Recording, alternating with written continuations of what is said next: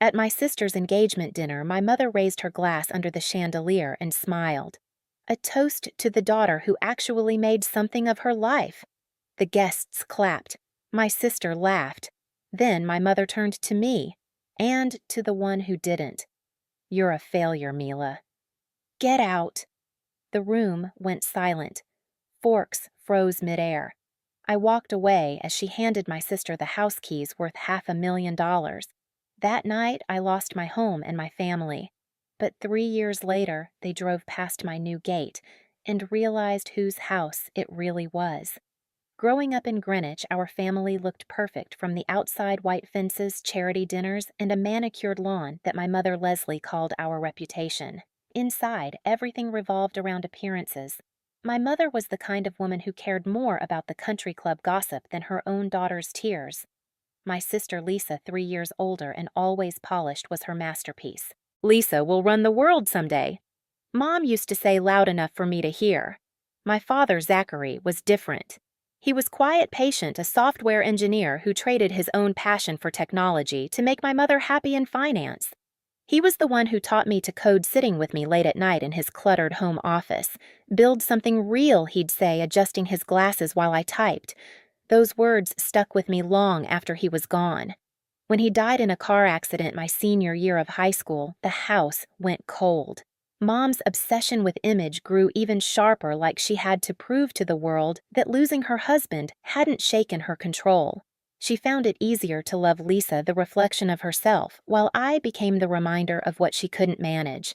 My achievements in renewable energy and software barely earned a nod. "Cute hobby," she'd mutter while Lisa got framed awards for business essays that Dad once helped her write. Aunt Lori, Mom's older sister, lived one town over and was no better. She had married into money, and every time she visited, she found a new way to remind me of my place. Still playing with gadgets, Mila, she'd smirk, sipping her expensive wine. "Maybe one day you'll grow out of it." I learned to smile, to stay quiet, to disappear before their laughter hit too hard. For years, I believed silence kept the peace. But that night, Lisa's engagement dinner proved silence only protects the wrong people. I stood beside the table holding my glass while the chandelier above us flickered against the gold wallpaper. Mom lifted her glass and toasted Lisa as if she'd just crowned a queen. Then she turned to me and ended the sentence that would change everything into the one who didn't. When the laughter died, I walked out without a word. My mother handed Lisa the keys to the family home, the same place where Dad once showed me how to build my first solar tracking app. Watching her slip those keys into her purse was like watching them bury my father's belief in me all over again. That was the night I stopped being their quiet disappointment. I didn't know where I was going, but I knew it had to be somewhere far from them and far from the person they thought I was. The first night after that dinner, I slept in my car. The rain hit the windshield so hard it blurred the streetlights into white streaks. I remember gripping the steering wheel and whispering, "Don't cry." Crying felt like something my mother would expect. By morning, I drove to Brooklyn and signed a lease for the cheapest studio I could find. One room, one window, one radiator that hissed like it was alive. I unpacked everything I owned: a duffel bag of clothes, a cracked laptop, and a folder with my old coding projects. That was it. No family photos, no furniture, no trace of the life I'd just been cut from.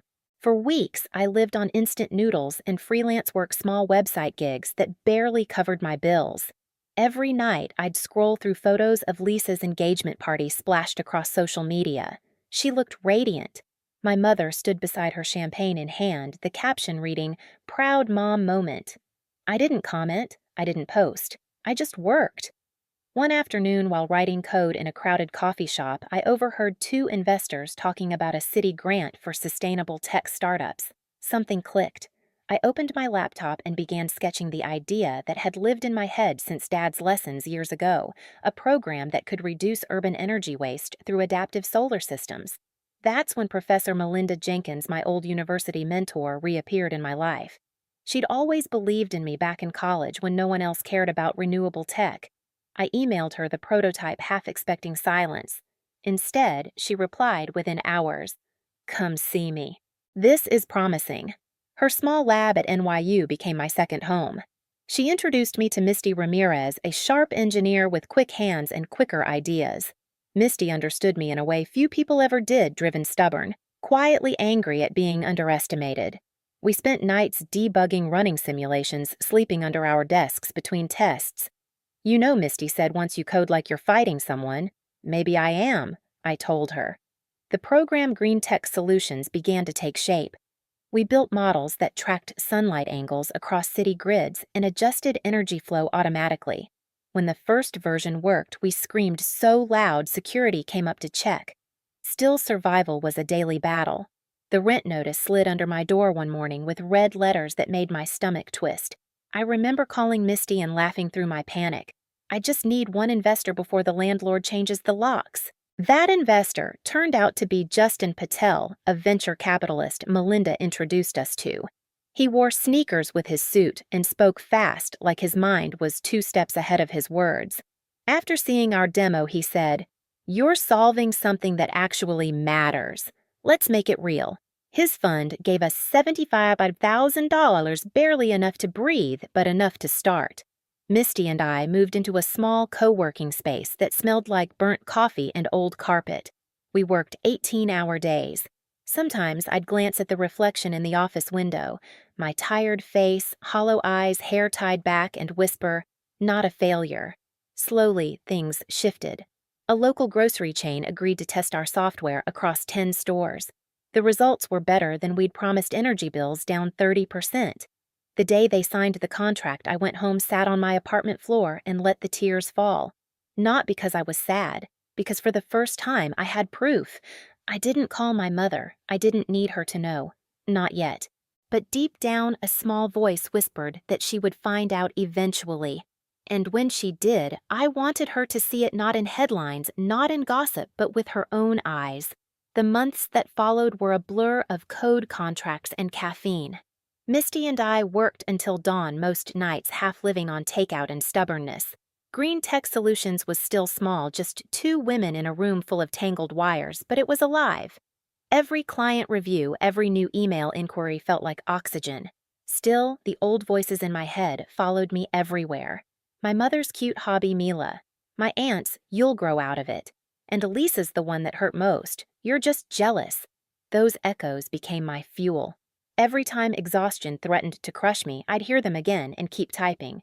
We hit roadblocks, of course. Our first big contract almost collapsed when a major retailer delayed payments, and the rent on our co-working space nearly doubled overnight. Misty panicked. I didn't. I'd already lost everything once money didn't scare me anymore. What scared me was going back to who I was before silent, apologetic, invisible. One night, I stayed late alone, finishing code updates for a system audit. Outside the city hummed the low buzz of traffic, the rhythm of a world that didn't care whether I made it or not. I remember looking at the screen's reflection in the window and whispering, "Dad, I'm still building something real." That week, we landed a feature in a sustainability blog. It wasn't huge, but it caught the attention of a local tech reporter who wanted to visit our setup. When the article came out, it opened doors. Small businesses started calling. I hired 2 interns. We moved into a modest office with sunlight and a decent coffee machine. The milestones came faster after that partnerships grants new cities testing our product. Our name started appearing in newsletters that once ignored me, and yet I kept quiet. I didn't update family. I didn't post online. Success felt sacred, fragile, like a flame that would vanish if I bragged. Misty kept teasing me. "You know your mom's probably pretending she discovered you." I'd smile, let her. I don't need her story anymore. Then came the moment everything shifted. The grocery chain's national board invited us to present Green Tech at their headquarters. The room was full of executives in suits, each holding tablets with our data displayed. I walked in wearing the same minimalist white blouse I'd worn to Lisa's engagement dinner. It felt symbolic, like rewriting that night on my own terms. When I finished the presentation, the room erupted in applause. The contract we signed that day meant full financial independence, no more rent panic, no more skipping meals. That evening, I bought a small modern house in Greenwich, a quiet cul-de-sac glass wall, solar panels running entirely on my software. My name was the only one on the deed. As I stood in the empty living room, sunlight pouring through the glass, I thought of that night 3 years ago, my mother's voice, Lisa's laughter, the keys glinting in my sister's hand. I had no plans to return the favor. My silence would do it for me. 3 years later, success didn't feel like fireworks. It felt like quiet mornings. I'd wake before sunrise, brew coffee in my spotless kitchen, and watch the light crawl across the solar panels on my roof. My house hummed with the low, steady rhythm of my own software optimizing every watt. It wasn't just shelter, it was proof. Green Tech Solutions had grown beyond anything I imagined. We'd secured major contracts across New York, and New Jersey expanded our team to 20 engineers and were negotiating with city officials for large-scale implementation. Our clients saved millions. My face appeared in a few interviews, but I still kept my voice measured calm. People called me visionary. I called it survival. That October morning started like any other. The air was crisp sunlight cutting through red gold leaves.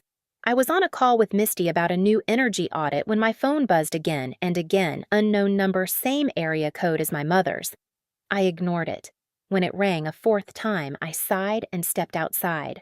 Through the glass gate, a black SUV slowed on the street, engine purring. It wasn't until the window rolled down that I saw her Lisa. Perfect hair, perfect nails, perfect panic. Her eyes darted between me and the house like she couldn't make sense of it. I didn't move. She froze, staring at the discreet Green Tech Solutions plaque beside the driveway, the one with my name under it. Her hand shot to her phone. I could read her lips before I heard her voice. Mom, this house is worth a fortune. Wait, this logo. It's hers. Mom, it's Mila's, my sister's. Her voice cracked into a half scream. Then she drove off, tires squealing down the street. Inside, I stood still for a long time, the coffee cooling in my hands. I'd always imagined the day they found out. I thought maybe I'd feel triumph, vindication, something burning and loud. But what came instead was quiet relief, like finally setting down a weight I'd carried too long. An hour later, the intercom buzzed. A familiar voice followed. Mila, it's Mom. I almost didn't answer, but curiosity, cruel and calm, made me press the button. She stood there in her tailored coat makeup, too heavy hair sprayed into place like she'd rehearsed this visit in a mirror. Time had carved new lines around her mouth, but her eyes were the same calculating first, soft second. When I opened the door, her perfume hit me before her words did. Mila, she said quietly, you've done well. I didn't reply. She looked past me into the foyer, scanning the minimalist furniture, the warm lights, the wall of windows. Everything she used to worship in other people's houses. I didn't realize how far you'd come, she continued. Lisa called, and I had to see it for myself. I leaned on the door frame. You've seen it now. Her lips trembled slightly. I was wrong, Mila. About so many things. I almost laughed. The same woman who once kicked me out now spoke like a guest. I remembered her voice at that dinner, sharp, proud, cruel. You're a failure, Mila. Get out. I don't need an apology, I said softly. I just need peace. She hesitated. I want us to be a family again. I met her eyes. We were never one. Her composure cracked then. For the first time, she looked small, like a woman stripped of her audience. You've changed, she whispered. I smiled faintly. No, I just stopped asking for permission. We stood there in silence, the kind that makes people face themselves. I saw her glance around again, desperate to find something to hold on to, some reason to still feel superior. But all she saw was what she'd thrown away. Finally, she turned toward the door. If you ever want to talk, I'll let you know, I said, closing it gently behind her. The sound of the latch echoed through the house like punctuation. I walked back to my office where the sunlight spilled across the desk and glinted off a photo I kept beside my laptop, Dad and me laughing over tangled wires and coffee cups. His handwriting still marked the back billed something real. I smiled, whispering I did. That night, my phone buzzed again. Pamela, my old college friend. You won't believe this, she said between laughs. Your mom's name is all over that Greenwich Facebook group. People are saying she threw you out and gave your sister the house. Now they found out you built your own company here. She's mortified. I said nothing, just listened as Pamela read a few posts aloud. Leslie Moore's daughter owns that smart house on Elmwood. Karma's poetic, isn't it? Pamela chuckled. You should see the comments. Everyone's on your side. I leaned back in my chair, the quiet hum of the house surrounding me. I don't need sides, I said. Just silence. But silence, it turned out, wasn't what they got. 2 weeks later, Lisa's husband filed for divorce. Word spread fast. Her investments, luxury condos she'd flipped for quick profit, had tanked. She'd sold her Manhattan apartment, moved back with Mom, and stopped showing up at the club. Pamela called again. Your sister's not doing great. Mom, too. No one invites them anywhere anymore. I thought of that engagement dinner, the laughter, the applause that filled the air when they gave her my father's house. Every guest who cheered back then now whispered behind their backs. I didn't gloat. I didn't post. I didn't call. I just kept working. Green Tech was expanding into new states, our software integrating with smart grids across the Northeast. Misty ran operations now. Justin handled investors. My days were long but peaceful. Nights were quiet, filled with the soft rhythm of the solar system shifting to night mode. Sometimes when I stood on the rooftop, I could see the faint glow of the old neighborhood lights, my mother's street, the house that used to be ours. It felt distant now, almost fictional. I remembered that night again, her toast, her voice, the weight of the humiliation. For years, I thought revenge would be fire and fury. Turns out it was sunlight and stillness. The next morning, a letter arrived. No return address, the handwriting hers. I opened it slowly. Mila, it began, I see now what I destroyed. I wanted to shape you into someone the world respected. I didn't realize you already were. I'm sorry. Mom. The paper trembled in my hand. I folded it neatly, walked to the kitchen, and slid it into the flame of the gas stove. The edges curled black, then vanished. I watched the smoke drift upward and whispered, apology accepted, just a not delivered. Outside, the house's automated blinds adjusted with the sun. Light flooded the room again, warm and forgiving. For the first time in years, I felt free not from them, but from needing them. Word travels fast in towns like Greenwich. Within a month, my mother's name, once whispered with admiration, became gossip. The same women who clinked glasses with her at galas now turned their heads at the country club. Someone leaked the story about the engagement dinner, how she'd thrown me out and gifted the family house to my sister. She called her daughter a failure, one post read. Now look who's begging for forgiveness. Pamela sent me screenshots, laughing softly. She's become a cautionary tale, Mila. Everyone says karma finally showed up wearing solar panels. I didn't laugh. I just stared out the window at the slow rise of the morning sun, my reflection merging with the house that ran entirely on my code. Lisa's life unraveled too. Her marriage collapsed after her husband discovered the debts she'd hidden. She sold her jewelry, then her car, then the condo Mom helped her buy. The sister who once smirked across the table now avoided public places altogether. One evening, I found a small envelope slipped under my door. Inside was a single line written in my mother's handwriting. I lost everything trying to keep appearances. You built everything by being real. No signature, no address, just the truth. I folded the note, set it on my desk, and turned off the lights. The house adjusted itself for night mode, humming softly around me.